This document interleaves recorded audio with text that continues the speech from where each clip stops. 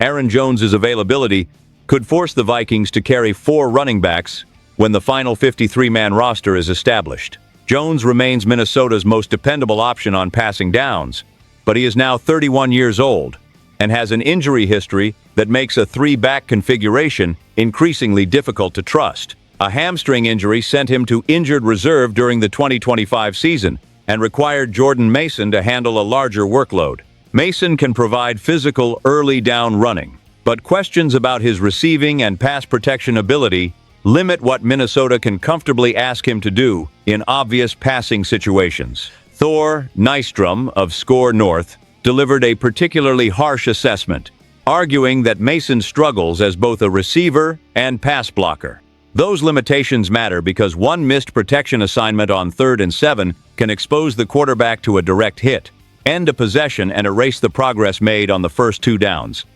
Claiborne offers far greater speed, but his ball security and catching issues currently prevent the Vikings from treating him as a reliable answer. Judd Zulgad suggested that Minnesota may be reducing Claiborne's responsibilities until he demonstrates that he can consistently secure the football. No matter how explosive a running back may be, the coaching staff cannot expand his role if every carry creates unnecessary risk.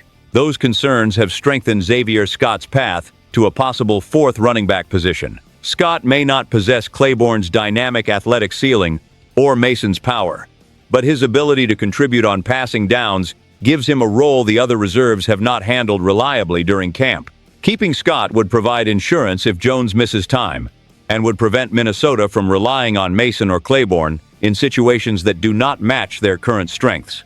The cost, however, could appear somewhere else on the roster. Carrying a 4th running back may force the Vikings to keep only 9 offensive linemen rather than 10, leaving the unit with 1 fewer blocker at a time when offensive line health remains a major concern. General Manager Nolan Teasley must therefore decide which form of depth is more valuable. Minnesota can protect itself against another Jones injury by retaining Scott, but doing so could create vulnerability along the offensive line. The Vikings could also explore the free agent or trade market if none of the internal candidates provides a dependable answer on passing downs.